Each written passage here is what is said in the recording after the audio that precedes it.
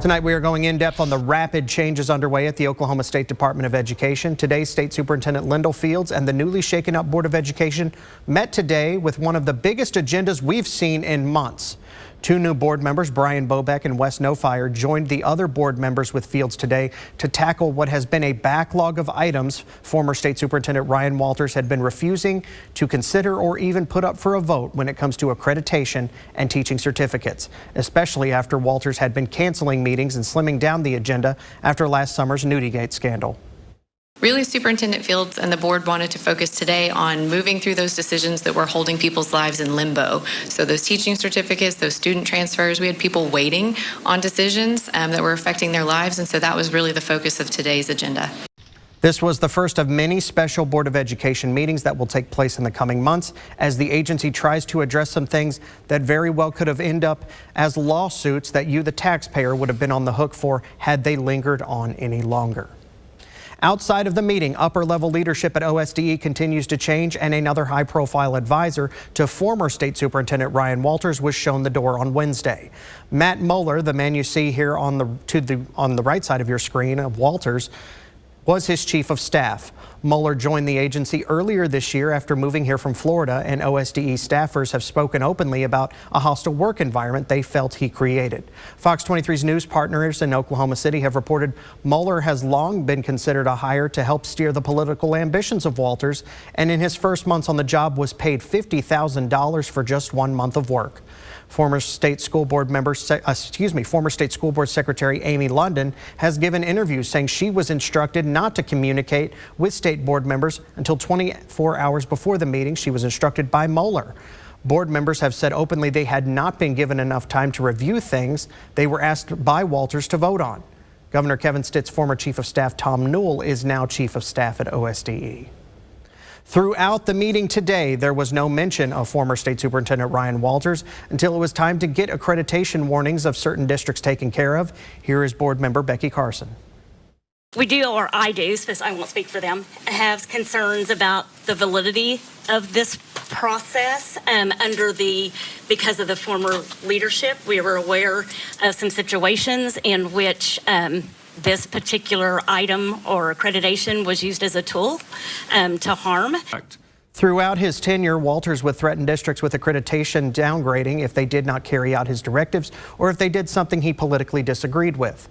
Last spring, the Oklahoma legislature made it state law to require districts to have due process hearings for any change in their accreditation instead of solely leaving it in the hands of the state superintendent. There was a list of districts who have accreditation concerns, and now under new OSDE leadership, some of them will have those concerns reviewed with fresh eyes. The board did go ahead and take disciplinary action towards a few districts that did not pay their teachers the state's minimum salary last school year. At his last meeting, State Superintendent Ryan Walters refused to put on the agenda any actions towards teaching certificates. Walters said then the teachers were dangerous to students, but board members pointed out some of them had been cleared of wrongdoing, and those teachers were preparing to sue the agency for keeping them from being able to earn a living despite them being cleared. One of the first things added to the agenda to get things going is on the status of multiple teaching certificates because there had been no hearings about teaching certificates in months. A man arrested for double murder in Arkansas still had his teaching certificate until today. This man, Andrew McGann, previously taught in Sand Springs and Broken Arrow Public Schools. Police say McGann admitted to killing Kristen and Clinton Brink while they were hiking in the Ozarks this summer, but the motive to the stabbings remains a mystery. After a multi-day manhunt, McGann was arrested. The State Board of Education finally took a vote almost 3 months after the murders to suspend McGann's teaching ability. There were many people in Sperry eagerly awaiting to hear the fate of 3 educators at Sperry High School, but they will have to wait a little longer for any answer one way or the other about their return to the classroom. Sperry High School's principal and 2 teachers, who are also coaches, have been out of the classroom since January. The 3 had been under investigation by the agency for how they were accused of handling a current criminal investigation into 2 Sperry High School students facing a sexual assault charge. The board decided to table that decision, keeping their suspension in place for now. Another high-profile vote happened with this man, an Edmond Public Schools teacher who claimed he was being targeted by Walters for an old Halloween photo his family took and posted to Instagram. He will keep on teaching. Reagan Kalaki is an AP English teacher at Edmond Memorial High School. Last year, after the assassination attempt on President Donald Trump, Walters obtained this old photo Kalaki took with his children at a Halloween store that they posted it to Instagram back in 2019, 5 years before the assassination attempt. One of his children, you can see, was in a Trump mask. The other held up a sword close to the neck, and Kalaki clearly grimaces. The photo, Walters said, showed that Kalaki supported political violence, and Walters moved to suspend his teaching certificate. However, Kalaki has now been allowed to teach while this entire thing played out, and his attorneys have claimed the old photo was being used by Walters out of context as a political stunt and violated Kalaki's First Amendment rights. Today, the State Board of Education voted to dismiss the investigation into Kalaki.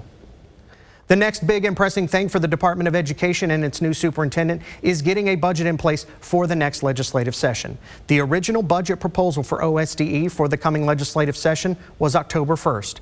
Former Superintendent Walters tried to get the board to pass his budget proposal at his final meeting, but they refused, saying he did not give them enough time to review it. The legislature is giving Superintendent Fields and the board grace to examine Walters' previous proposal and make tweaks and corrections if they find anything that needs updating. The goal is to have something in place by the 15th for public review and then vote on it on the next board meeting on the 23rd.